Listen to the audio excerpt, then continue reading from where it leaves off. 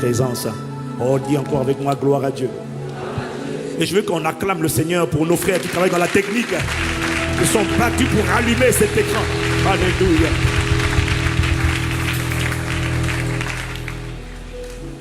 Waouh, dis encore gloire à Dieu.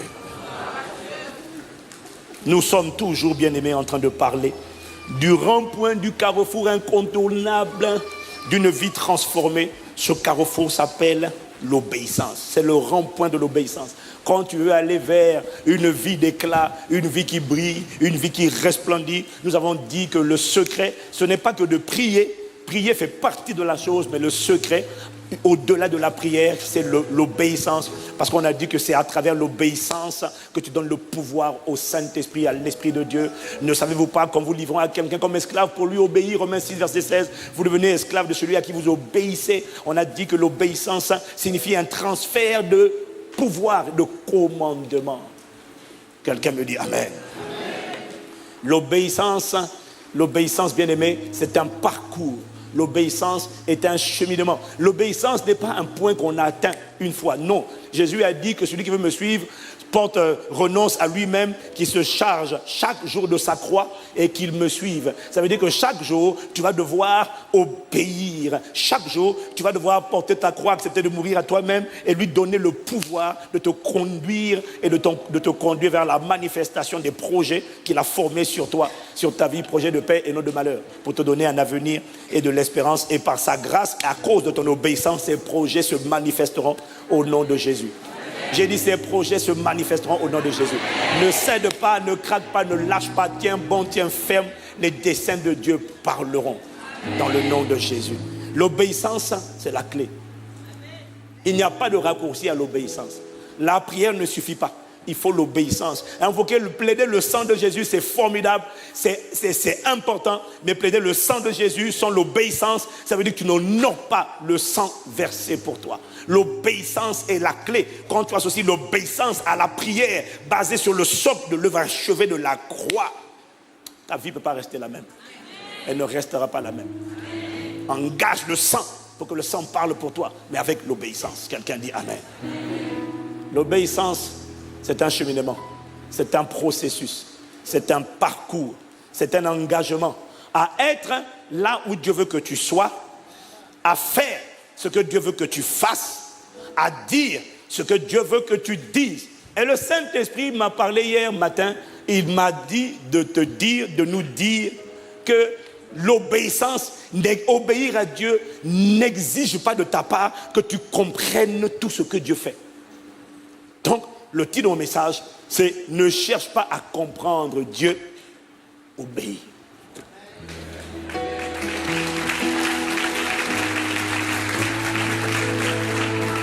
J'ai pas entendu toi, amen.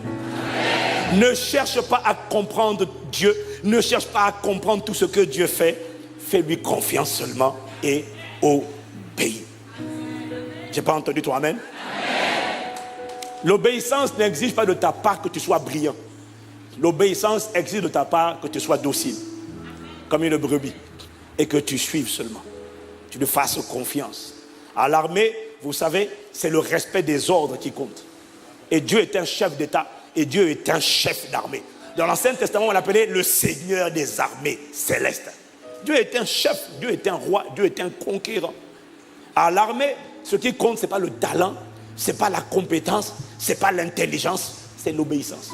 Tu peux être talentueux, brillant, c'est-à-dire que tu as la taille de Rambo ou de Schwarzenegger, mais on peut te radier de l'armée juste parce que tu as désobéi à un ordre. Dieu te dit, obéis. On ne te demande pas dans l'armée, quand on te donne un ordre, de dire, mais est-ce que c'est intelligent? On te dit d'obéir. Ne cherche pas à comprendre, mais obéis. Ne cherche pas à comprendre Dieu, obéis. Quelqu'un dit Amen?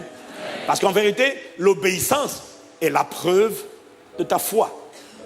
L'obéissance est la preuve de ta foi. Dieu ne te demande pas de tout comprendre pour lui obéir. Dieu te demande juste de lui faire confiance. Et la preuve de ce que tu fais confiance à Dieu, c'est que tu obéis. Tu ne peux pas dire je crois en Dieu si tu n'obéis pas. C'est une séduction et un mensonge. Tu ne peux pas dire, il faut arrêter de dire, moi je suis croyant, non pratiquant. C'est une absurdité, ça n'a aucun fondement biblique, parce que Jacques te dit dans Jacques 2, au verset 26, car comme le corps sans l'esprit est mort, la foi sans les œuvres est morte. On ne peut pas dire, je crois, je ne pratique pas. Je crois, je ne pratique pas, c'est un non-sens. Parce que ce que tu crois se verra. La foi, car la foi est une ferme assurance des choses qu'on espère et la démonstration des choses qu'on ne voit pas. Tu ne vois pas Abraham. Quand Dieu a parlé à Abraham, il lui a dit, Abraham, Dieu a dit, me voici. Il lui a dit, quitte ton pays, quitte ta maison, quitte la maison de ton père, va vers l'endroit que je te montrerai. Est-ce qu'à partir de ça, Abraham a dit, Dieu a parlé, je crois que Dieu existe. Non. Quand Dieu a parlé, quand tu l'as entendu, tu n'as pas montré que tu crois en Dieu parce que tu l'as entendu. Abraham a pris sa famille et il a quitté son pays, il a quitté sa patrie et il est allé. Et la Bible dit que cela lui fut crédité sur son compte comme juste. Il a été déclaré juste parce qu'il a obéi, il a démontré la foi par les œuvres, par les actes. Quelqu'un qui dit je crois, mais qui ne bouge, qui n'agit pas, qui n'obéit pas, ne croit pas. Il se trompe lui-même par des faux raisonnements. Que Dieu nous délivre des faux raisonnements. Amen. Au nom de Jésus. J'ai pas entendu ton amen. J'ai pas entendu ton amen. La preuve de la foi, c'est l'obéissance. Parce que l'obéissance, même quand tu ne comprends pas où je vais, je ne sais pas où tu m'emmènes, le Seigneur est mon berger, je ne manquerai de rien, ça c'est sûr. Mais en fait, je ne sais pas, il me conduit, il me fait reposer dans de verts pâturages, il me dirige près des eaux paisibles. Lorsque tu crois, tu lui fais confiance, il va te conduire. Et quand il va te conduire, il ne va pas tout t'expliquer. Il ne va pas te dire, alors au premier feu rouge, on va croiser une épreuve qui s'appelle les persécutions. Au deuxième feu rouge, on va croiser une épreuve qui s'appelle les peaux de banane, les tentatives. Non. Il te dit seulement, fais-moi confiance. Je te prends par la main. Il ne t'a pas dit qu'il n'y aura pas de problème. Il te dit seulement, fais-moi confiance. Et quand tu suis, tu obéis. C'est la preuve que tu lui fais confiance et que tu es une personne de foi. Mon juste vivra par la foi. Quelqu'un dit amen. Qu'est-ce que j'essaie de te dire? J'essaie de te dire, ne cherche pas à comprendre tout ce que Dieu fait ou à comprendre la pertinence de ce que Dieu te dit de faire. Fais-le seulement. Obéis. Quand Dieu te parle, il sait pourquoi il dit ce qu'il dit. Il te demande d'obéir. Ça veut dire quoi? Lorsque Dieu dit dans 1 Thessaloniciens 5 au verset 18, soyez reconnaissants. Et 1 Thessaloniciens 5 verset 18, exprimez votre reconnaissance en toutes circonstances, car c'est la volonté de Dieu pour vous en Jésus-Christ. Dis amen. La version Louis II classique nous dit, rendez grâce en toutes choses, car c'est à votre égard la volonté de Dieu en Jésus-Christ. Rendez grâce en toutes choses, ça veut dire quoi? Lorsque Dieu te dit de rendre grâce en toutes choses, ou encore en toutes circonstances, ça veut dire que Dieu attend de toi que tu rendes grâce. Ça veut dire que tu dises merci, que tu sois reconnaissant, même quand il n'y a aucune raison, aucun sujet en apparence pour toi de dire merci, il n'y a aucune raison de dire merci. Dis seulement merci. Ah ben là, je ne vois pas de quoi. Pourquoi je dois dire merci? Dis merci. Non, mais ça va pas. Non, ne t'inquiète pas. Nous tous, il y a au moins un domaine dans nos vies, nous tous, dans lequel nous nous sentons frustrés. Tu connais ce genre de domaine-là où tu es tellement frustré. Tu as dit que tu as prié, pas d'exaucement. Jeûné, rien. Fire, rien. Sang de Jésus, rien. Et à un moment donné, tu dis, mon fait, pasteur, il faut prier quel type de prière? Rends grâce. Parce que quand tu poses ce genre de questions, généralement, ça veut dire que ton cœur est chargé. Ça veut dire que tu es à bout. Est-ce que quelqu'un a déjà connu ce dont je suis en train de parler? Parce que si tu n'as pas connu, moi je suis admiratif. Tu n'as aucune idée. Nous tous, il n'y a personne qui est exempté. Nous tous, il y a des domaines dans lesquels on sent juste, je vais craquer, j'en peux plus. Seigneur, mais c'est quoi le problème? Comment je dois prier? Qu'est-ce que je dois dire? Et il m'a dit un secret, quand tu ne sais plus quoi dire, ce n'est pas la peine de murmurer. Rends grâce seulement. Parce que ça veut dire que tu es en train de craquer. Ça veut dire qu'il y a ça veut dire que tu es oppressé. Ça veut dire qu'il y a un bras invisible qui est en train de dire, il dit, ça y est, continuez. Il est en train de morfler la poussière. Ça y est, il va craquer. Il m'a dit, quand tu rends grâce seulement. Mais même quand tu rends grâce, des fois tu rends grâce, tu es frustré, mais tu rends grâce. Au lieu d'accuser, je rends grâce. Je ne comprends pas je ne comprends pas pourquoi je traverse ça. Je ne comprends pas pourquoi cette maladie est là. Je ne comprends pas pourquoi ça arrive dans ma vie. Pourquoi ça arrive dans mon foyer. Je te rends grâce pour le vachelet de Jésus-Christ à la croix. Depuis le jardin de Gethsémané jusqu'à la croix où tu étais crucifié. Ton sang a été versé 7 fois. Je te rends grâce pour ton sang qui a été versé 7 fois. Je te rends grâce pour tes bontés envers moi. Je te rends grâce pour ta miséricorde. Je te rends grâce pour le souffle de vie. Je te rends grâce pour la joie. Je te rends grâce pour la paix. Je te rends grâce pour ce que tu m'as donné. Et tu sais quoi, quand tu commences à rendre grâce, habituellement, quand tu commences à rendre grâce, alors qu'au début tu ne voyais pas pourquoi tu devais rendre grâce, soudainement, tu vas sentir au dedans de toi que la liste, c'est ça la prière inspirée par l'Esprit. Tu commences à dire merci, Seigneur, merci au moins pour m'avoir réveillé le matin. D'accord, ma vie ne va pas comme je veux, mais merci pour ça. Quand tu vas commencer, tu vas sentir qu'il est en train d'ajouter, dis encore merci pour ça, dis encore merci pour ça, dis encore merci, dis encore merci, dis encore merci. Et soudainement, tu as fait une liste des bienfaits de l'Éternel envers toi. Tu dis, waouh, il y avait tout ça pour lesquels je devais rendre grâce. Oui, parce que les problèmes ont tendance à restreindre la vision, le focus, la perception et la vérité, la réalité des choses. Quand tu es oppressé, tu as tendance à croire que rien ne va. Mais quand tu commences à rendre grâce, non seulement tu vas voir combien les bontés du Seigneur sont nombreuses, mais ce qui va se passer, c'est que là où tu es en train de m'offrir la poussière, à force de rendre grâce, même quand tu soupires, tu gémis, tu es frustré, mais à force de rendre grâce, tu vas sentir que soudainement tu es en train de te relever, et tu vas rendre dépressif les démons qui essaient de t'accabler et de te maintenir au sol. Je les vois lâcher prise et échouer dans ta vie au nom de Jésus. Si c'est à toi que je parle, dis Amen. Ne cherche pas à comprendre pourquoi Dieu dit rends grâce. Dis merci pour les petites choses. Dis merci en tout temps, en toutes choses, quel que soit ce qui se passe. Dieu dit merci Seigneur. Dis merci. Il y a forcément une raison pour laquelle tu me permets ça. Merci. Merci pourquoi? Seigneur, merci de ce que tu es au cœur de ma vie. Merci de ce que je t'appartiens. Merci de ce que tu m'as racheté par ton sang.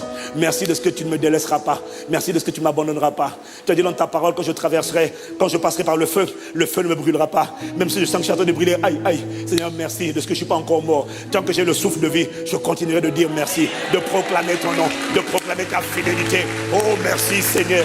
Merci pour tes compassions. Merci pour ton immense bonté. Oh, quelqu'un me dit Amen.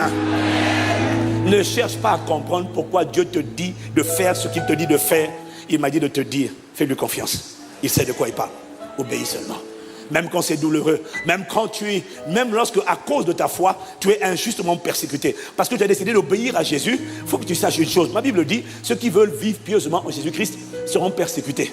Ils seront incompris, ils seront calomniés, ils seront salis. Si tu n'es pas encore arrivé là-bas, il n'y a aucun souci. Attends, ce n'est qu'une question de temps. Ne crois pas que c'est pour le pasteur, les pasteurs. Non, ça c'est pasteur Yves, pasteur Ivan. Non, ne t'inquiète pas. Avance en eau profonde, sois un instrument à travers lequel Dieu commence à écrire une histoire, commence à briller dans ta génération. Tu verras. Good Dieu. Pasteur, ça brûle. Il dit, hey, bienvenue mon gars. On se sentait un peu seul ici. Alléluia. Oh, quelqu'un me dit gloire. Il t'arrivera d'être persécuté, d'être incompris. On te fermera certaines portes. On te privera de certains privilèges. On te regardera bizarrement, parfois juste à cause de ta décision de suivre Jésus. Mais Jésus dit dans Matthieu 5, verset 12, quand ça va arriver, réjouissez-vous, soyez dans l'allégresse. Réjouissez-vous, soyez dans l'allégresse, car votre récompense sera grande au ciel. C'est pas le moment de pleurer, mais pourquoi ça m'arrive? Qu'est-ce que j'ai fait? Pourquoi on me critique? Pourquoi on me salit? Pourquoi on m'accuse faussement? Dieu dit réjouis-toi. Ça veut dire sois dans la joie. Alors si tu me dis, mais pasteur, je ne sais pas comment faire pour être dans la joie quand ça ne va pas. Ok, je vais te donner. Jacques dit dans Jacques chapitre 5 au verset 13. Oui, c'est ça. Jacques 13 au verset 5. Il dit, quelqu'un est-il dans la joie qui chante des cantiques? Si tu me dis, je ne sais pas comment être dans la joie quand ça ne va pas, je te donne un conseil. Commence à chanter des cantiques. Commence à chanter. Écoute adoration prophétique avec le pasteur Ivan Castanou et je te garantis que tu vas voir, même si au début ça n'allait pas, la joie va commencer à monter. Chante et la joie va sortir. Ne déprime pas, ne pleure pas, ne maudis pas. Non, réjouis-toi. Ça veut dire chante, danse, célèbre. Alléluia. Célèbre. Ça ne te tuera pas. Les persécutions ne te tueront pas. Les fausses accusations ne te tueront pas. C'est permis par Dieu. Les épreuves, les portes vont te fermer, ne vont pas te tuer. Dieu sera toujours avec toi. Amen. Quelqu'un dit encore Amen. Amen. Il dit réjouis-toi et sois dans l'allégresse. Réjouis-toi. Dis merci à Dieu.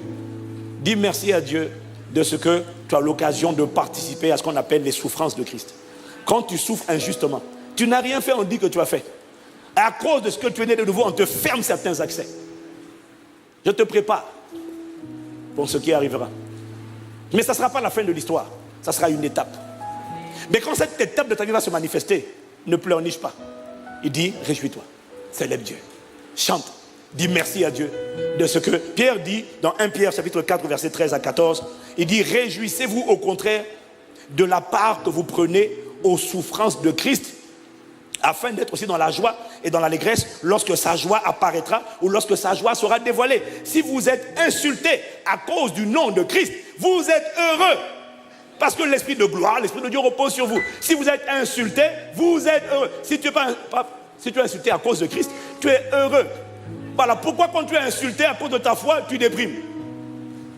Les anges disent, quand tu es insulté à cause de ta foi, les anges disent, waouh, mais quel bonheur, waouh, magnifique, admirable. Non, l'ange ne comprend pas pourquoi toi tu pleures. Dieu ne comprend pas pourquoi tu pleures. Et il ne comprend pas pourquoi tu fais cette tête-là d'ailleurs, avec laquelle tu me regardes. Dis à quelqu'un, réjouis-toi. Il dit, tu es heureux. Plus on t'insulte à cause de ta foi, plus on te critique faussement, l'esprit de gloire est en train de reposer sur toi. Carabacha. Plus on te met des pots de banane, plus on te critique, plus l'esprit.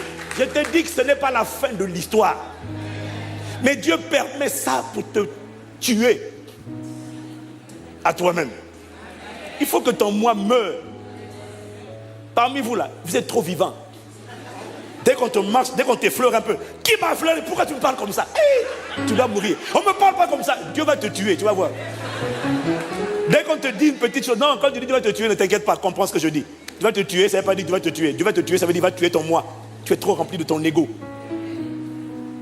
Ah, tu croyais que tu vas tuer? Non, mais attends. Oh lolo. Il y en a, ils ne veulent pas mourir. Dès qu'on te prend,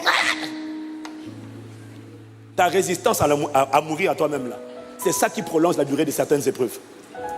Il y a des épreuves, tu sais, la durée des épreuves, j'ai découvert la durée des épreuves dépend souvent de la durée de ta résistance à te laisser mourir.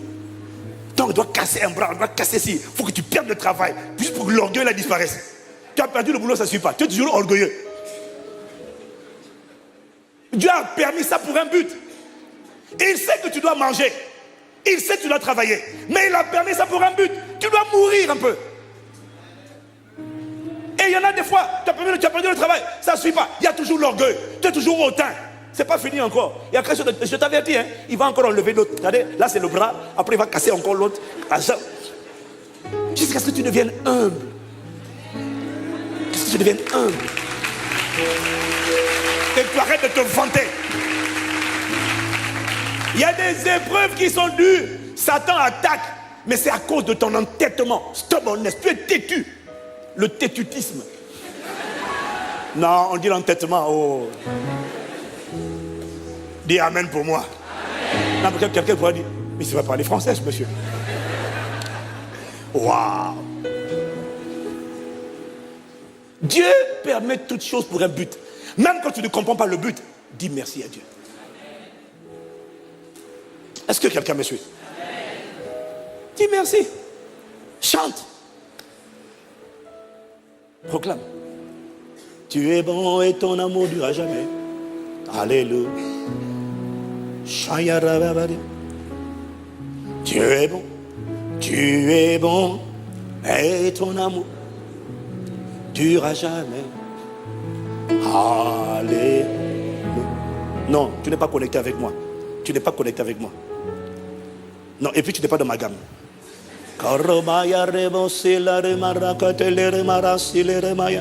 Moi, je fais 3 cultes. Pourquoi vous faites des rotations? Moi, je fais 3 cultes pleins. Je fais 3 cultes. Pourquoi vous faites des rotations au niveau des musiciens? Des fois, il faut laisser celui qui était là, qui était dans l'onction du premier culte. Alléluia, bon, gloire à Jésus. Ah.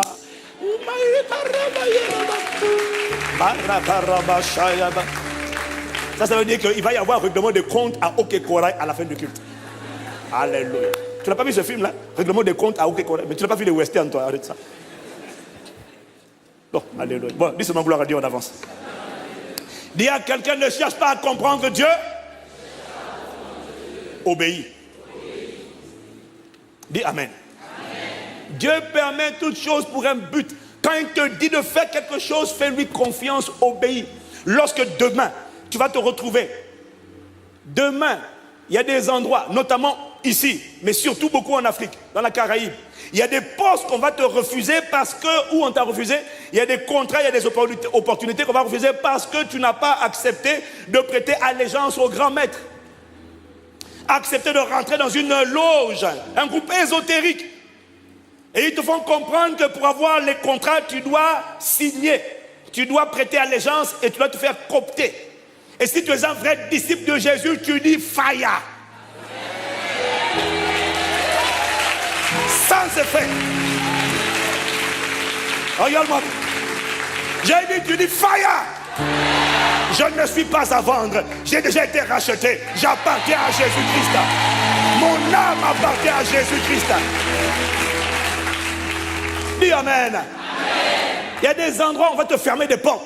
Mais ce que tu ne comprends pas, c'est que ce n'est pas le moment de dire d'accord, mais puisque c'est comme ça, je vais rentrer, je vais prêter les gens. Non. Et tu sais comment il faut pour séduire les gens? Il dit non, mais vous savez, chez nous aussi, dans notre obédience, on prie aussi Jésus. Non, la question, c'est pas de prier Jésus. Tout le monde prie Jésus, beaucoup prient Jésus. Là, c'est pas ça qu'on cherche. Ce qu'on veut savoir, c'est est-ce que Jésus est le seul qui est invoqué? Est-ce que Jésus est le saint? Vous nous embrouillez avec vos maîtres de l'univers, c'est pas Jésus. On ne veut pas qu'on appelle maître de l'univers quand on prie à ICC. On dit Jésus, nous te couronnons. Jésus, nous te proclamons. Jésus, nous te célébrons. Oh, quelqu'un me dit amen. C'est pas maître de l'univers, c'est Jésus, il s'appelle. Il s'appelle Jésus. Il est incomparable. C'est pas tout. Ne va pas dans un endroit, on te dit, on prie Jésus, tu dis d'accord, puisqu'on prie Jésus. Et quand ils disent ça, ils disent, parmi nous aussi, il y a des pasteurs, hein, tu sais. C'est comme ça qu'ils font pour recruter les gens. Il est chrétien. Ils disent, mais il y a des pasteurs, il y a des chrétiens. Non, c'est pas parce qu'un pasteur a vendu son âme à Satan que je vais vendre mon âme à Satan. Ça n'a pas commencé aujourd'hui. Ça ne date pas d'aujourd'hui. Je connais des prophètes appelés Balaam qui eux aussi avaient vendu leur âme à Satan. C'est pas pour autant. Je connais aussi des prophètes appelés Samuel qui se sont consacrés à Dieu, au Seigneur. Je ne me compromettrai pas. Et quand tu dis ça, c'est un affront. Parce que pour eux, si tu veux monter, tu dois te prosterner, signer un pacte pour rentrer dans leur loge. Tu dis non. Mais quand tu vas dire non, tu vas être combattu. Et quand tu seras combattu, tu risques de perdre des contrats, perdre des opportunités. Ça va arriver. Mais Dieu dit, réjouis-toi. Ne pleurniche pas. Oh, comment je paye mes factures? Comment? Mais si j'ai pas eu de contrat. Non, non, non, non, non. Il dit, rends grâce. Dis à Dieu merci. Merci pour la participation à la communion de tes souffrances. Merci de ce que, quand les justes crient, le Seigneur entend. Merci de ce que tu permets toutes choses pour un but. Merci de ce que tu n'as pas dit ton dernier mot. Merci de ce que tu prends soin de moi. Ta houlette et ton bâton me rassurent. Tu dresses devant moi une table en face de mon adversaire. Merci de ce que je ne manquerai de rien. Le Saint-Esprit m'a dit de te dire, dans la vie, évite de fuir la souffrance. Parce que beaucoup de gens se compromettent, se prosternent parce qu'ils ne veulent pas souffrir. Non, ce que tu dois éviter, ce n'est pas la souffrance. Ce que tu dois éviter, c'est la souffrance qui n'est pas la souffrance de Christ. Parce que les souffrances de Christ ont une récompense. Parce que quand Dieu te dit obéis, Dieu te dit fais-moi confiance, rends grâce, bénis-moi, adore-moi, célèbre-moi, ne pleure pas, ne t'apitoie pas. Oui mais Seigneur, comment j'ai fait pour payer mes factures? Tu vois, tu m'as dit quiconque espère en toi ne sera pas confondu. Mais n'empêche que là maintenant, je n'ai plus d'argent pour payer. Seigneur, oh mon Dieu, tais-toi, rends grâce, chante, proclame, adore, célèbre-le, célèbre. Célèbre. Tu ne comprends pas pourquoi. Dis-moi merci à Dieu. Seigneur, merci pour ta fidélité. Merci pour ta grâce. Oui, il y a des fois dans la vie, regarde, il y a des fois dans la vie, quand tu décides de ne pas te compromettre, il y a des fois dans la vie où je te garantis que tu ne commenceras pas par l'abondance. Tu finiras par l'abondance. Mais avant d'arriver à l'abondance, pour moi, le Saint-Esprit m'a fait comprendre, tu vois, pourquoi il a fait passer Israël par l'eau, par le feu, avant de les amener à l'abondance. Il ne les a pas conduits dans l'abondance. Avant d'arriver à l'abondance, il les a fait passer par le désert, les eaux amères. Il a fait passer d'abord par le désert, la galère, l'abondance sans passer par le désert. Tu vois, c'est ça qui fait en sorte que quand tu n'as pas connu les déserts et que tu commences dans l'abondance, tu vis dans l'abondance. À 6 ans, tu avais un sac Gucci. À 8 ans, tu as un sac Dior. À tel âge, tu n'as pas connu la galère. C'est pour ça que tu ne connais pas la gratitude, tu ne connais pas l'humilité, tu ne connais pas l'action de grâce, tu ne connais pas la simplicité. Parce que tu es un enfant gâté. Oh! Mais quand tu es passé, tu as passé par les déserts de la vie, tu as passé par les galères de la vie, tu as passé par les frustrations de la vie, tu as passé par les aigreurs, tu as passé par le manque. Ce qui est important, c'est de ne pas t'arrêter au manque, mais il faut passer par le manque afin d'apprécier et de dire merci. Oh, je te suis reconnaissant. Merci. Seigneur, merci. Seigneur, merci. Si quelqu'un me suit, tu dis un mot amen. Rends grâce à Dieu. Ce ne sera pas la fin de l'histoire, mais tu dois passer par ces phases de la vie. N'évite pas la souffrance. Évite de souffrir inutilement des souffrances qui ne seront pas récompensées. Mais les souffrances de Christ seront récompensées. Lorsque sa gloire apparaîtra, lorsque sa gloire se lèvera.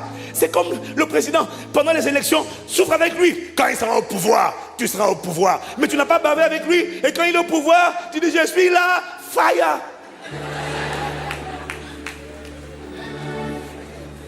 Est-ce que quelqu'un me suit? Ne crains pas la souffrance.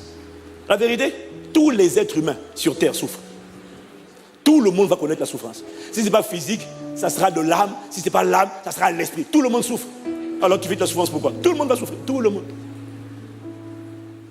Ça dure un temps peut-être, mais tout le monde connaît la souffrance. La souffrance a des vertus terribles. La souffrance a des effets extraordinaires. La souffrance te brise. La souffrance te broie. La souffrance te fait descendre. La souffrance te rend humble. La souffrance, quand Dieu t'a sorti de là, fait monter en toi juste d'abord une conscience de petitesse, d'insignifiance. Et quand c'est Dieu qui t'a sauvé de la souffrance, un sentiment éternel de gratitude. Qu'on n'enseigne pas à l'église, que les livres n'apprennent pas. Seule l'expérience t'apprend ces choses-là. Mais quand tu passes par là, où tu avais tendance à te plaindre, il m'a dit de te dire, rends grâce seulement. Rends-moi grâce, tu ne sais pas. Célèbre, bénis Dieu. Proclame son nom. Dis-lui, Seigneur, merci pour tout ce que tu permets. Parce que quand Dieu te dit de lui faire confiance, même quand tes yeux ne voient aucun changement, ce que tu ne sais pas, c'est que dans le monde invisible, il y a quelque chose qui est en train de se préparer. Parce que tant que tu fais ce que Dieu te demande de faire, Dieu a encore le pouvoir, Dieu a la main. Et sa main est en train de travailler, il est en train de préparer un retournement, il est en train de préparer un miracle, il est en train de préparer un prodige, il est en train de préparer un signe.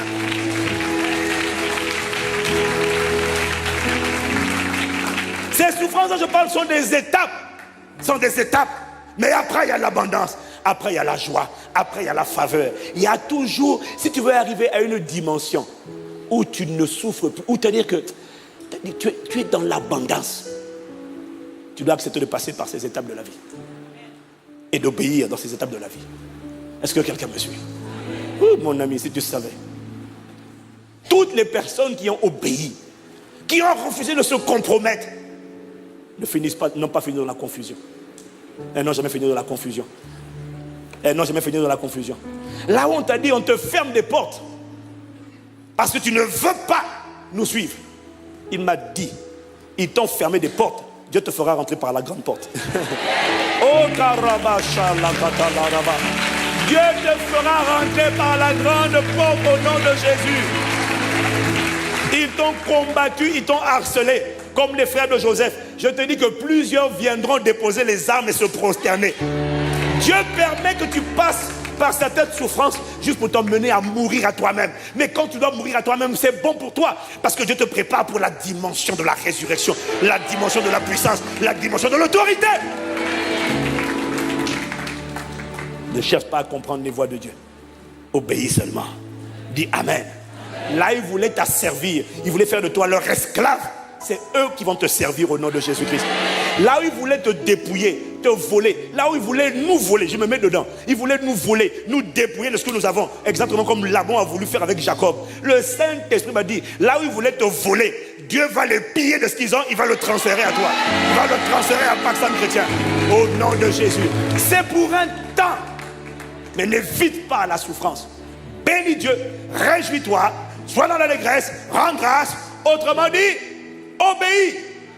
Tout ce que Dieu te demande, c'est de faire ce qu'il te demande de faire, même quand tu ne comprends pas pourquoi il te demande de faire ce qu'il te demande de faire. Parce que si tu veux comprendre pourquoi Dieu te demande de faire ce qu'il te demande de faire, si tu demandes à comprendre, ça veut dire que toi, tu veux rendre Dieu prévisible. Si tu veux tout comprendre, Dieu ne te laissera pas tout comprendre. Non. Si tu arrives à comprendre comment Dieu fait et ce qu'il fait, ça veut dire que tu connais Dieu. Ça veut dire que tu connais. C'est pas que tu connais pas. Non, on ne parle pas de connaître Dieu. Ça veut dire que tu connais les voies de Dieu. Mais ma Bible dit que les voies de Dieu sont impénétrables, incompréhensibles. Tu ne peux pas connaître comment Dieu fait. Non. Non. Dans le Romains 11, verset 33, il dit, ô profondeur de la richesse, de la sagesse et de la science de Dieu, que ses jugements sont insondables et ses voies incompréhensibles. Ses voies sont incompréhensibles, ses voies sont impénétrables. La version du Semeur dit, nul ne peut découvrir ses plans. On ne peut pas découvrir ses plans. L'expérience m'a montré, je ne sais pas pour toi, c'est souvent, à la fin, quand tu regardes en arrière, que tu dis, oh, quoi? Donc Dieu a utilisé ça, qui pour moi était une catastrophe. On m'a claqué la porte au nez. Là, j'ai perdu ci, j'ai perdu telle opportunité. Là, on m'a trahi. Là, on m'a fait ça. Pour moi, c'était une succession de calamités qui s'abattaient sur moi. Et Dieu, quand ça arrivait, Dieu te disait, rends grâce. Sois reconnaissant. Réjouis-toi. Rends grâce. C'est à la fin de l'histoire, quand tu vas regarder en arrière, tu vas dire quoi? Donc, Dieu a pris ça, plus ça, que des calamités, des malheurs. Et puis tu vois comment il a fait sortir quelque chose de bon. Waouh! Seigneur, je suis reconnaissant. Seigneur, je suis reconnaissant. C'est là où tu finis par dire, je reconnais en vérité que véritablement toutes choses concourent au bien de ceux qui aiment Dieu. Parce que parfois on t'a viré, il y a des postes où, il y a une soeur qui nous a raconté récemment, elle a commencé un business et puis elle sous-louait, c'est une soeur de l'église, elle sous-louait un magasin et puis à un moment donné, elle estimait que c'était la bénédiction. Parce que parfois ce qui t'arrive, tu penses que c'est la bénédiction qui vient et puis brusquement, elle était sous locataire, elle n'avait pas le bail à son nom, quelque part dans Paris, magasin de chaussures et puis brusquement, la dame se lève et puis décide de reprendre son bail de la sortie du magasin, elle se retrouve désemparée. Quand c'est comme ça, qu'est-ce que Dieu te demande de faire? Rends grâce. Puis elle commence à se lamenter, mais non, je ne sais pas si c'est la faute, je crois pas, j'espère que non. Mais qu'est-ce que je... Calme-toi. Parfois, ce que tu appelles bénédiction là, tu as quelque chose qui va derrière qui est beaucoup plus grand que ça. Il ne faut pas te lamenter, rends grâce à Dieu. Tant que tu rends grâce, Dieu n'a pas dit son dernier mot. Il y a des gens qui te mettent des pots de bananes, te font des coups, ils disent on est fini d'elle. Tu dis c'est pas grave. Il sait faire concourir toutes choses pour le bien de ceux qui l'aiment. Alors je te parle, je ne sais pas comment, la sœur s'est retrouvée avec un magasin à elle, en République, sur la rue Mêlée, en pleine rue Macarebocha. Elle a reçu la télévision il y a quelques jours. Il y a M6 qui est venu la filmer il y a quelques jours. Et ça, pour elle, c'était inimaginable. Non, tu sais, il faut arrêter de pleurnicher quand les choses ne prennent pas la tournure que tu aurais aimé qu'elles tournent. Dis-toi seulement qu'il y a un plan forcément. Dieu te demande juste, pour que ce plan s'accomplisse, tu dois rendre grâce à Dieu. Tu dois être obéissant. Tu dois dire merci. Tu dois chanter. Tu dois célébrer. Tu dois adorer. Refuse de murmurer. Refuse de te plaindre. Ne craque pas. Ne dis pas, il y en a marre. Rends grâce. Plus tu dis, il y en a marre, plus tu dois commencer à rendre grâce. Je n'ai pas entendu ton amen. Ne cherche pas à comprendre pourquoi Dieu te dit ce qu'il te dit.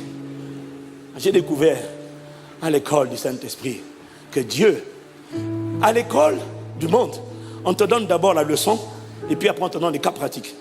Dieu te donne d'abord le cas pratique, sans la leçon, et puis il dit, est-ce que tu as appris la leçon maintenant? Mais Seigneur, pourquoi tu n'as pas commencé par... Non, la sagesse de Dieu commence d'abord par le cas pratique. Il te jette dans l'eau, il te jette dans le feu, il te jette dans les épreuves, il te jette dans l'eau. Je ne sais pas nager, ne t'inquiète pas, tu ne vas pas couler, vas-y seulement. Est-ce que tu as idée du nombre de fois dans la vie où tu as traversé des situations, des tribulations, des épreuves, tu pensais qu'elles allaient te tuer et pourtant te voilà aujourd'hui? Alors à ton avis, oh Karaba, acclame Dieu pour toi-même. Oh Maya Kaka Lebo Basaya. Oh, quelqu'un me dit amen. Lorsque toi tu as l'impression qu'il n'y a aucune logique dans ce que Dieu te dit de faire, ne t'inquiète pas, il n'y a pas la logique humaine, mais il y a une logique divine. Il m'a dit dans Ésaïe chapitre 55 au verset 8 à 9, car mes pensées ne sont pas vos pensées et vos voix ne sont pas mes voix, dit l'Éternel. Autant les cieux sont élevés au-dessus de la terre, autant mes voix sont élevées au-dessus de vos voix et mes pensées sont au-dessus de vos pensées. Tout ce que je te demande, n'essaie pas de comprendre ce que Dieu te dit de faire. Dans l'armée, on ne demande pas, est-ce que tu comprends l'ordre? Non. Dans l'armée, on te dit, soldat, obéis.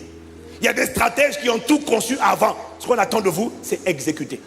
Obéis. Fais-lui confiance. Il sait de quoi il parle. Je n'ai pas entendu ton amen. Je n'ai pas entendu ton amen. Quand tu décides d'obéir, bien-aimé, tu es en train d'opérer avec un autre système de pensée.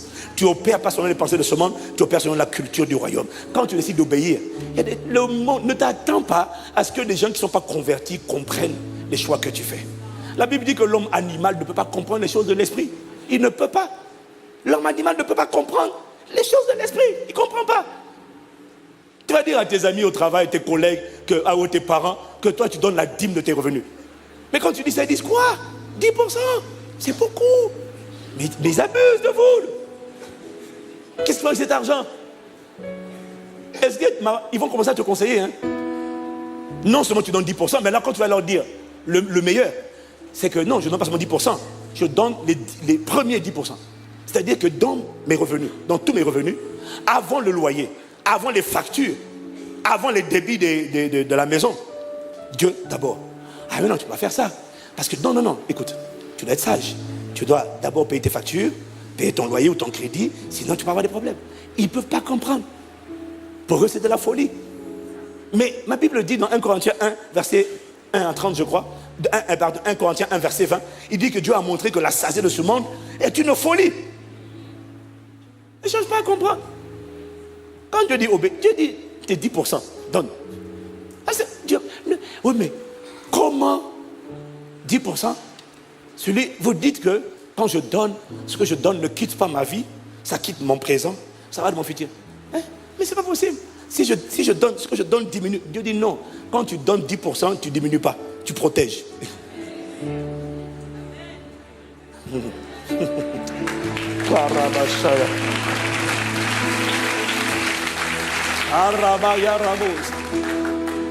Est-ce que quelqu'un me suit? Quand Dieu est plus sage que toi et moi. Dieu est plus sage que les hommes. La sagesse de ce monde, ma Bible dit, c'est une folie. Dieu est sage. Quand Dieu parle, Dieu obéit. Il dit dans Ecclésiaste chapitre 1, verset 4 à 6, celui qui observe le vent ne sèmera pas. Celui qui regarde les nuages ne moissonnera pas. Tu ne sais pas quel parcours le vent suit. Tu ne sais pas comment les eaux se forment dans le ventre de la femme enceinte. Tu le sais, toi? Tu sais comment les eaux se forment? Tu ne sais pas. Tu es professeur agrégé depuis 18 ans. Tu ne sais pas. Reste calme. Et il dit, de même, tu ne connais pas l'œuvre de Dieu qui fait tout. Ça, c'est la version du second classique.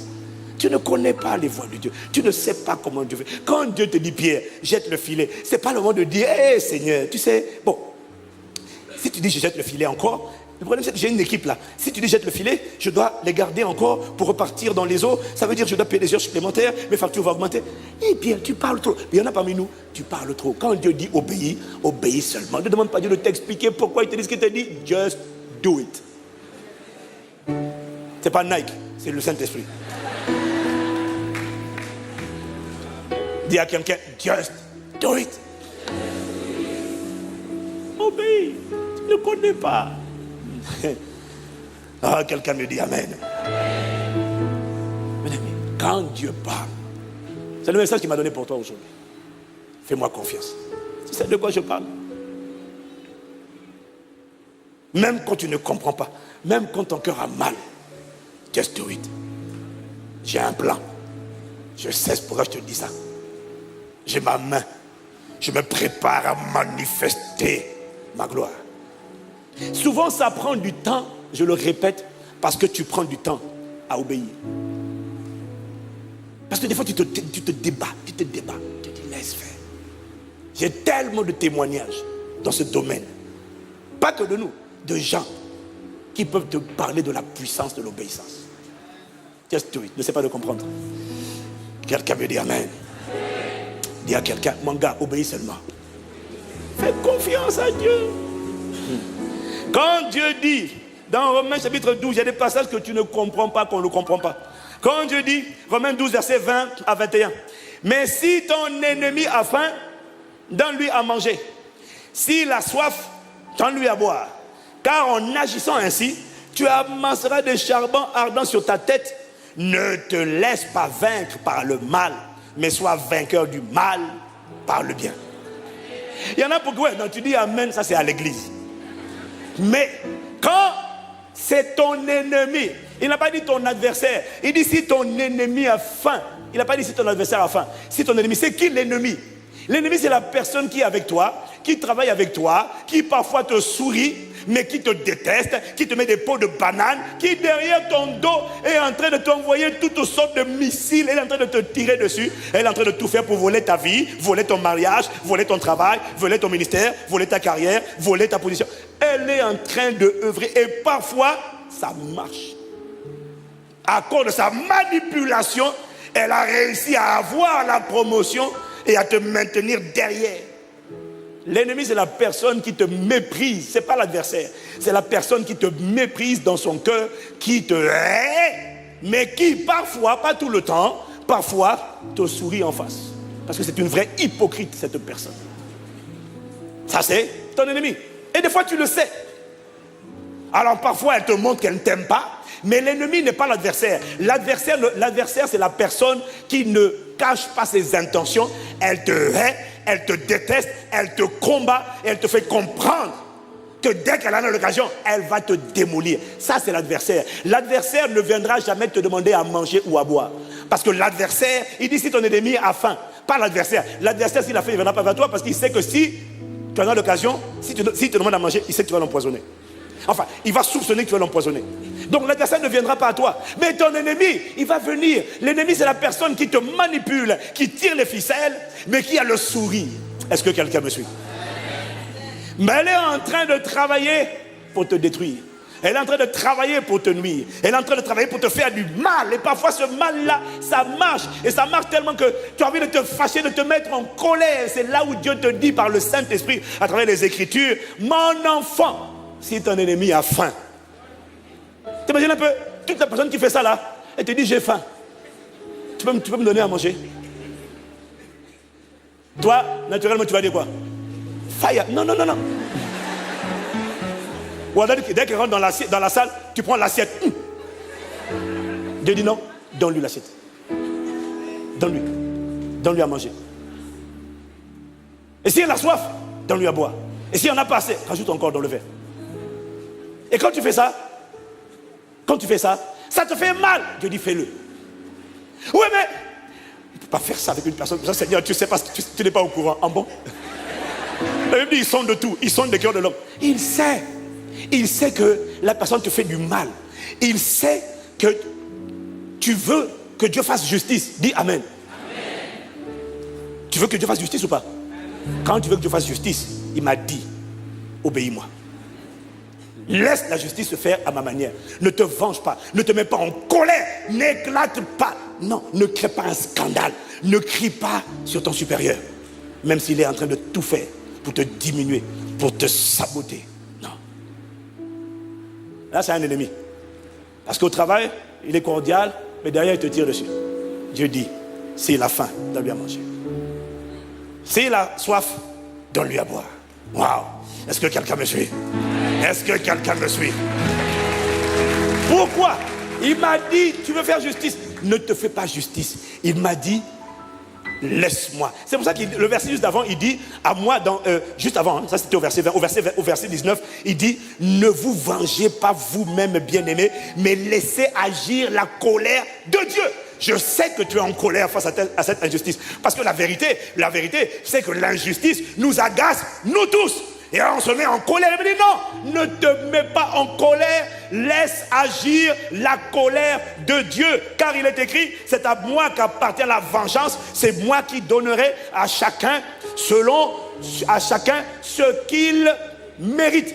Laisse agir la colère de Dieu. Ta colère à toi ne va produire aucun fruit. Chaque fois que dans un pays, quelqu'un a subi une injustice et qu'il a envie de se venger, l'État lui dit toujours, monsieur, on sait que vous êtes blessé, on sait que vous êtes offensé, on sait que vous êtes en colère, mais calmez-vous, laissez la justice suivre son cours. Pourquoi? Parce que si tu décides avec ta colère de te faire justice, de prendre les armes, les machins et d'aller crier, d'aller frapper, d'aller menacer et tout ça, malheureusement, la justice ne sera jamais de ton côté. Parce que du coup, en allant te faire toi-même justice, tu vas te rendre coupable. Et on va devoir t'arrêter et t'inculper toi aussi. Du coup, tu ne seras pas mieux que la personne qui t'a fait du mal, qui va être condamnée.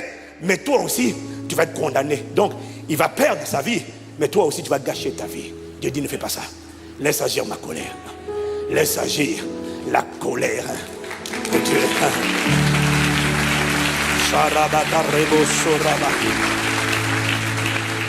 Et tu sais c'est quoi? Le meilleur, c'est que quand tu donnes à manger à ton ennemi et tu donnes à boire à ton ennemi va se moquer de toi parce qu'il va dire elle est bête. Quand elle est en train de parler avec les gens sur qui tu vois, elle a des copines, elle a des copains, des amis, et puis ils te salissent au téléphone. Et quand elle te voit, encore un peu à manger? Oui, mets là, serre-là, augmente. Merci. Oui, madame. Tu rajoutes. Rajoute aussi de l'eau. Tu mets de l'eau. Dieu dit, fais ça. Autant de fois qu'on te demande de le faire, fais-le. Et quand tu sortis du bureau, il va dire, mais l'adversaire le dira en face. L'ennemi ne le dit pas en face. Il va dire, il est idiote. Elle est bête. Regarde comment je la manipule. Parce qu'elle pense qu'elle te contrôle. Elle pense que tu es... Parce que normalement, les autres dans le monde, quand c'est comme ça, tu sais ce qu'ils font? Ils se mettent en colère, ils t'injurient, ils te rentrent dedans. Toi, tu n'injuries pas, tu ne laisses pas éclater ta colère. Mais en fait, tu es en colère. Mais tu ne laisses pas éclater ta colère. Tu dis non, c'est à manger, c'est à boire. Et comme tu ne te mets pas en colère devant cette personne, alors qu'est-ce qu'elle se dit? Elle se dit, mais elle se dit que toi, elle t'a apprivoisé. Et quand elle parle de toi, elle dit, elle est bête. Regarde, elle va me servir encore à manger. Hé, viens rajouter encore dans le verre. Oui, madame. Oui, monsieur. Allez, ça aussi. Oui, monsieur. Quand tu sors, il est vraiment insensé. Parce qu'il te prend pour un tonton. Et ça, c'est la sagesse de Dieu est une folie pour le monde. Les gens disent, on te fait ça au boulot? On te fait ça? Si c'est moi, non, je dis non, sert à manger, sert à boire. Mais ce qu'elle ne sait pas, c'est ce que Dieu dit là. Il dit, si ton ennemi a faim, donne-lui à manger, donne-lui à boire. Il dit ce qu'il ne sait pas, c'est qu'en fait, pendant qu'il a le temps de t'injurier, il y a un brasier sur sa tête. C'est-à-dire qu'il y a des charbons brûlants qui sont sur sa tête. Plus tu sers à manger, plus tu sers à boire, plus le brasier est en train de s'alimenter. Plus le feu est en train de brûler. Où ça? Sur sa tête. Lui, il ne voit pas sa tête. Il pense qu'il te méprise. Mais il ne sait pas, elle ne sait pas que sur sa tête, le feu a commencé à prendre. Le feu. Or, le problème, c'est que la tête, c'est la réflexion. La tête, c'est l'intelligence. La tête, c'est la créativité. La tête, c'est l'inspiration. La tête, c'est la réflexion. La tête. Et à un moment donné, je vais te dire ce qui va se passer. Il m'a dit, à un moment donné, la personne qui est en train de te mépriser, qui avait pris ce qui te revenait, qui avait pris ta place et qui te rabaissait devant les gens, à un moment donné, parce que sa tête, elle ne sait pas, parce qu'elle était célébrée, encensée par ses dirigeants, par ses supérieurs et à ton détriment. Mais ce qu'elle ne sait pas, c'est que sa tête est en train de prendre feu, sa tête est en train de brûler petit à petit. Et à un moment donné, il m'a dit, c'est ce qui va arriver. Il m'a dit, si elle ne se repent pas, à un moment donné, elle va commencer à perdre la tête. Et un jour, elle va aller crier même sur des gens sur qui elle ne criait pas. Même tu sais, il y a des gens, ce sont des manipulateurs. Ils sont tellement mesquins. Ils sont habiles, ingénieux au mal. Tu te dis, on ne peut pas l'attraper. Le Saint-Esprit m'a dit, il m'a dit de te dire On ne peut pas l'attraper parce que tu ne laisses pas Dieu faire parler sa colère. Si tu veux qu'on attrape cette personne, ne la combats pas. Fais ce que Dieu dit de faire. Tu ne comprends pas? Donne-lui à manger. Donne-lui à boire. Elle pense que tu es ridicule, mais fais-le. Et ce qui va se passer, c'est qu'à un moment donné, elle va commencer à perdre la tête. Elle va commencer à péter des câbles. Elle va avoir des crises de folie. Elle va avoir des démences parce que sa tête est en train de prendre feu. C'est le jugement. Et un jour, elle va poser des actes qui sont tellement insensés qu'on va la disqualifier. Et tu seras le prochain. La prochaine. Mais tu auras gagné. Pas avec la colère humaine. Mais Dieu t'aura fait justice. Il aura manifesté sa colère. Le Saint-Esprit m'a dit ça. C'est la sagesse divine. Dieu remporte les batailles, pas comme les hommes. Et il m'a dit, quand tu auras fait ce qu'il t'a dit de faire, quand sa justice va se manifester, comme tu n'as pas laissé parler ta colère, ton cœur n'aura pas été gagné par le mal. C'est pour ça qu'il dit, dans Romains qu'on a lu tout à l'heure, au verset 20, 21, il dit, ne te laisse pas vaincre par le mal, mais sois vainqueur du mal par le bien. Ce qui va se passer, c'est que quand Dieu fait éclater sa gloire, et c'est ce qui va se passer, ton cœur à toi n'aura pas été gangréné par le mal. Pourquoi? Parce que tu auras fait le bien. Tu auras fait le bien. Mais en faisant le bien, c'est l'autre qui va prendre feu sur sa tête. C'est la sagesse de Dieu. Il m'a dit, quand je te dis une chose, n'essaie pas de comprendre ce que je dis. Obéis. Au nom de Jésus. Amen.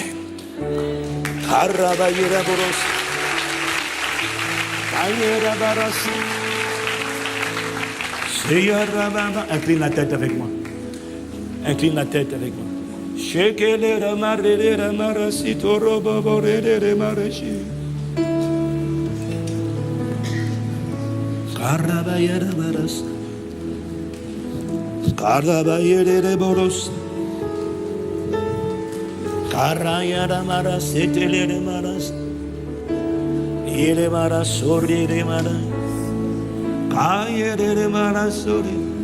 Prends le temps devant Dieu. Peux-tu prendre quelques instants t'humilier? Est-ce que tu te souviens du nombre de fois où Dieu t'a dit de lui faire confiance et d'obéir, et tu n'as pas obéi? Et quand tu n'as pas obéi, tu as empêché Dieu de manifester sa justice. Tu voulais que Dieu fasse éclater sa gloire. Mais pour que Dieu fasse éclater sa gloire, il te dit, fais ce que je te dis de faire. Même quand tu ne comprends pas, obéis-moi. Quand je dis pardonne, pardonne. Quand je dis donne à boire, donne à boire. Quand je dis donne à manger, donne à manger. Prends le temps juste pendant quelques secondes, juste de demander pardon à Dieu. Parce que tu n'avais pas compris la sagesse de Dieu. Et c'est toi-même par ton attitude qui a empêché Dieu de manifester ce qu'il voulait manifester. Dieu ne voulait pas le faire à la manière des hommes. Dieu voulait le faire à sa manière. Pas avec la logique humaine, mais avec la logique divine. Seigneur, pardonne-moi pour toutes les fois où je n'ai pas compris tes plans. Toutes les fois où j'ai combattu tes projets. Parce que je voulais d'abord que tu m'expliques. Alors que tu n'expliques pas parce que tes voies sont insondables, tu me les révèles après, mais je voulais les comprendre avant. Et il me dit de te dire, arrête d'essayer de comprendre avant d'obéir. Je ne veux pas tout t'expliquer parce que mes voies sont insondables, mais je te demande de me faire confiance. Je te demande de me faire confiance. Je te demande de me faire confiance. N'essaie pas de comprendre mes voies. Fais-moi confiance et obéis. Laisse-moi le pouvoir. Ce que tu vis n'a pas assez de pouvoir pour empêcher mes projets de se manifester dans ta vie. Mais fais-moi confiance. Même quand tu ne comprends pas, fais ce que je te dis. Demande pardon. Incline la tête et demande pardon. Prends le temps devant Dieu. Est-ce que tu as idée du nombre de fois où Dieu a voulu faire sa volonté, mais c'est en fait ma désobéissance, c'est mon manque de coopération, c'est mon manque de collaboration avec la parole de Dieu qui a empêché Dieu de faire ce qu'il voulait faire. Parce que quand il disait de faire, dès lors que je n'avais pas l'explication, je ne voulais pas faire, je ne voulais pas me réjouir, je ne voulais pas dire merci, parce que je ne comprenais pas à quoi ça sert de dire merci. Le problème c'est que quand tu ne comprenais pas, et donc du coup tu ne faisais pas, tu empêchais Dieu de faire sa part, parce que tu ne faisais pas ta part, et la part de Dieu a pris du retard, parce qu'elle ne trouvait pas la coopération de l'homme. Et du coup tu as l'impression que Dieu n'agit pas. Mais ce n'est pas que Dieu n'agit pas, c'est parce que tu ne lui donnes pas le pouvoir. tu ne lui obéis pas. Parce que tant que tu n'as pas compris, tu ne fais pas. Il m'a dit de te dire, mon juste vivra par la foi. Fais-moi confiance. Ton obéissance est un signe de confiance. Ton obéissance prouve ta foi. Fais-moi confiance. Je sais pourquoi je te dis ce que je te dis. Fais-moi confiance. Obéis. Marche selon ma parole. Quand je dis jette le filet, jette le filet. Quand je dis pardonne, pardonne. Quand je dis sème, sème. Seigneur, pardonne-moi. Quand je dis sois soumise, femme. Quand je dis Marie aime, ne me dis pas obéis. Tu ne sais pas ce qui est en jeu. Mais il y a quelque chose qui est en jeu. Il y a ma volonté. Beaucoup d'entre vous, vous m'empêchez de faire ma volonté. Vous demandez ma volonté, mais vous m'empêchez de faire ma volonté parce que vous ne m'obéissez pas. Je ne peux pas te venger au travail, je ne peux pas te venger dans ta famille si tu ne prends pas mes armes, si tu ne combats pas à ma manière. C'est ma manière, ma logique. Ma logique n'est pas la logique de ce monde. Ma logique n'est pas la colère de l'homme. Ma logique n'est pas la haine. Ma logique n'est pas porter plainte. Ma logique, c'est donne à manger à tes ennemis. Donne à boire à tes ennemis. Ma logique, c'est fais le bien. Ne laisse pas le mal te vaincre, mais triomphe du mal en faisant le bien. Marche avec moi. Tu n'as aucune idée. Mais je sais pourquoi je te dis ce que je te dis.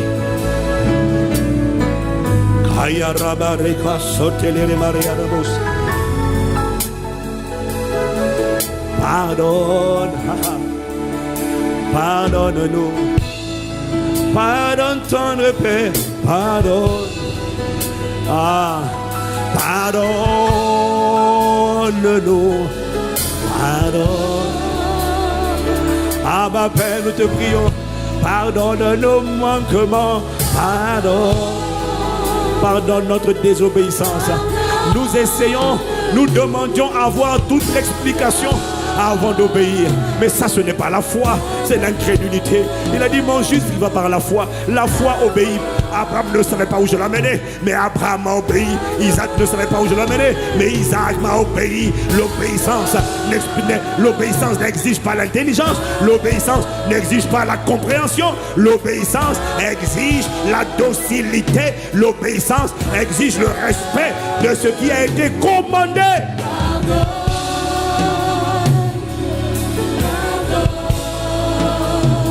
Pardon. Ce matin, nous te demandons pardon pour le temps que nous avons perdu. Nous te demandons pardon parce que le Saint-Esprit est en train de me dire il y a des victoires que tu espérais vivre, que tu n'as pas vécues. Mais tu penses qu'en fait c'est parce que Dieu n'agit pas. Alors une voix te dit mais où est donc ton Dieu puisqu'il n'agit toujours pas. Le Saint-Esprit me dit de te dire que c'est pas qu'il n'agit pas, c'est parce que toi tu l'as pas laissé agir. Parce que pour le laisser agir, il fallait juste que tu fasses ce qu'il t'a demandé de faire. Mais tu ne voulais pas faire ce qu'il t'a demandé de faire parce que tu ne voyais pas la logique derrière ce qu'il te demandait de faire et tu l'as empêché de faire ce qu'il voulait faire. Ce n'est pas que Satan est trop fort, c'est toi qui as bloqué son action par ton manque de coopération avec la parole de Dieu. Nous te demandons pardon. Ou c'est nous-mêmes qui t'avons empêché de faire éclater ta gloire. Voilà pourquoi les histoires où la gloire de Dieu a éclaté dans le travail, a éclaté dans les relations, où Dieu a confondu, comme pour Joseph, comme pour David, ce genre d'histoire est peu fréquente dans l'église d'aujourd'hui. Pas parce que le Dieu a changé, pas parce que le Dieu invoqué est un Dieu différent, mais parce que le peuple qui prie est un peuple qui prie, mais qui ne veut pas obéir. Il prie pour demander justice, mais il ne me laisse pas faire justice.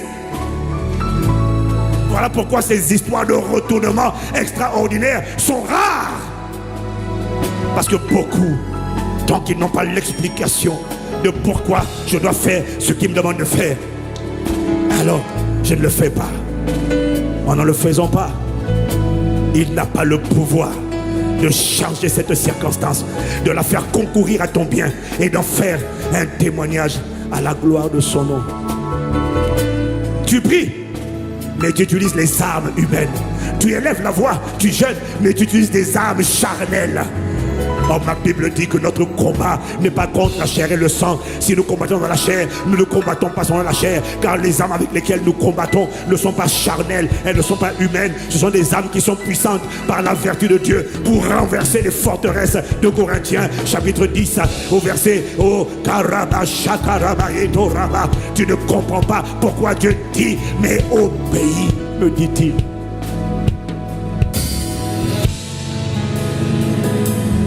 Seigneur, pardonne-nous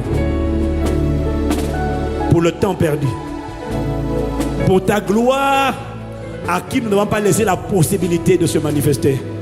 Mais, Seigneur, par ta grâce, nous comprenons. Alors, à partir de maintenant, quand tu parles, même quand ce sont des instructions qui ont l'air simples, accorde-nous la grâce d'obéir. Au nom de Jésus, le Christ. Nous t'avons ainsi prié avec action de grâce. Merci pour cette parole qui me délivre. Dieu n'a pas besoin des intellectuels. Dieu a besoin des obéissants. Dieu n'a pas besoin des gens intelligents. Il est la source de l'intelligence. C'est lui qui rend intelligent. Il n'a pas besoin de tes diplômes. Il a besoin de ton obéissance.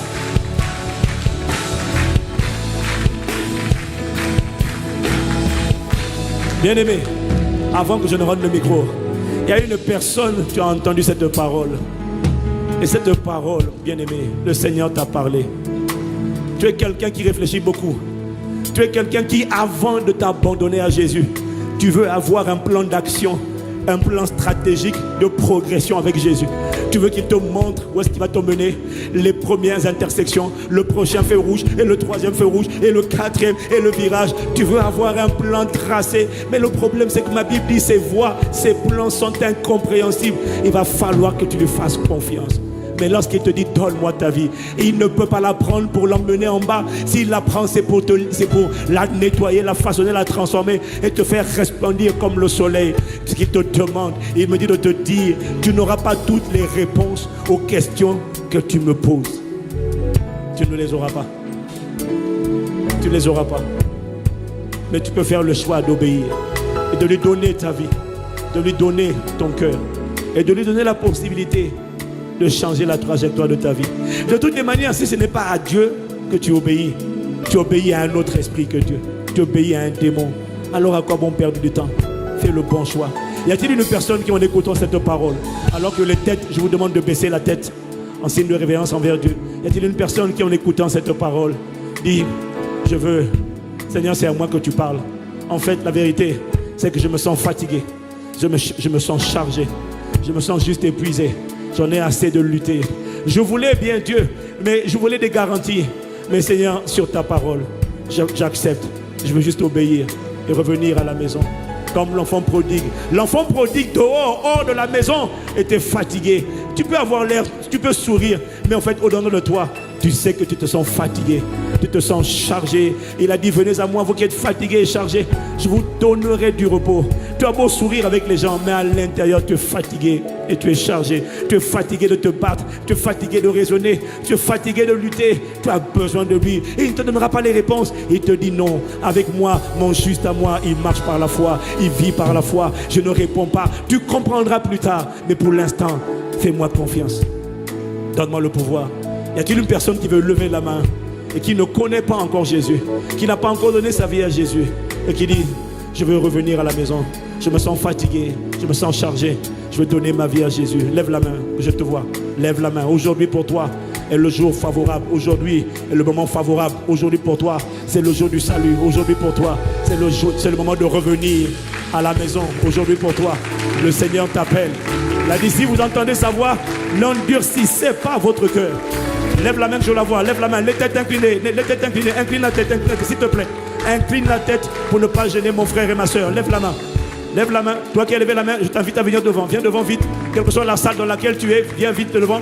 S'il y a une personne, ça me suffit. S'il y a une personne, ça me va. S'il y a une personne, mais il n'y en a pas une seule, il y en a d'autres. Viens vite, on t'attend devant, viens vite. Sur internet, appuie sur le bouton. Appuie sur le bouton. J'ai dit, on acclame, encourageons-les.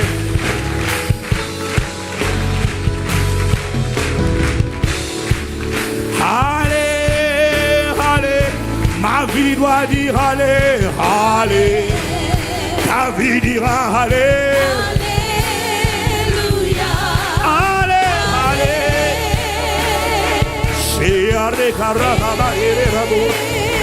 Allez.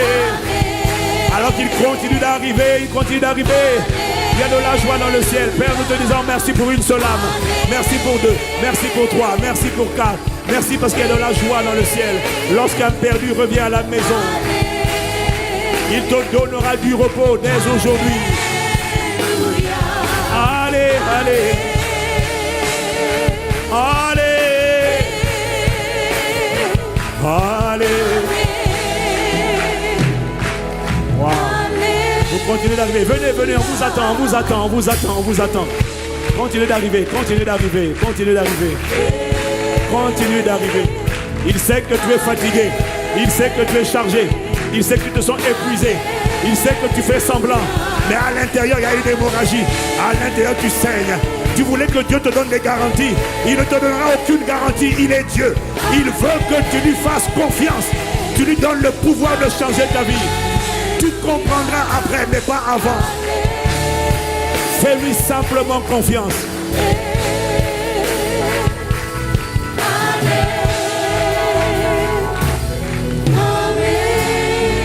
Bien-aimés, je vais vous inviter à faire une prière avec moi. Il y a beaucoup d'émotions devant. Je vais vous inviter à faire une prière avec moi. Aujourd'hui, marque le jour de ton salut. Aujourd'hui, Jésus va te donner une paix que tu n'as jamais connue. Je vais t'inviter à juste faire une prière avec moi. Par cette prière, tu vas demander à Jésus de venir dans ta vie. Il va rentrer en toi. Il va te libérer. Il va te décharger. Il va prendre la main. Parce qu'il sait que tu vas essayer de bâtir tout seul. Tu vas essayer de construire tout seul. Avec ta propre intelligence. Mais ton intelligence est limitée. Tu ne connais pas tout. Maintenant, il va prendre la main. Il va te dire, arrête, je sais que tu es fatigué. Laisse-moi prendre le relais. Donne-moi le pouvoir. Et tu verras ce que je vais faire. Ma gloire va sortir de cette histoire. On s'est moqué de toi. On t'a sous-estimé. Je ferai éclater ma gloire. Et ma gloire parlera sur ta vie. Alors que nous allons tendre les mains vers eux. Et nous allons les aider à prier. Alors bien aimés, je vais vous inviter à prier en répétant cette prière avec moi. C'est la prière qui détermine le passage de la mort à la vie. C'est la prière où on invite Jésus. Levez les mains. Levez les mains. Fermez les yeux pour être concentré dans cette prière. Répétez avec moi cette prière. Seigneur Jésus, je te demande pardon pour ma misère, pour ma désobéissance. Seigneur Jésus, j'ai besoin de toi. Pardonne-moi et viens à mon aide. Délivre-moi. Donne-moi ton repos. Restaure ma vie. Réécris mon histoire. Fais apparaître ta gloire, ta volonté. C'est moi qui t'ai bloqué. Parce que je ne t'avais pas donné le pouvoir. Mais aujourd'hui, j'accepte de faire de toi mon sauveur et mon Seigneur. Celui à qui je donne le pouvoir. Désormais, je t'obéirai. Merci. À partir d'aujourd'hui, je déclare que Jésus-Christ est mon sauveur et mon Seigneur. Au nom de Jésus. Amen. Amen. Acclame Dieu pour eux. Acclame Dieu pour eux. Acclame Dieu pour eux. Laisse-la, laisse-la, laisse-la. C'est l'émotion. Laisse-la. Tapez-la. Vous avez choisi la bonne part. Donne-moi 5. Donne-moi 5. Alléluia. Wow. Acclame pour eux. Acclame pour eux.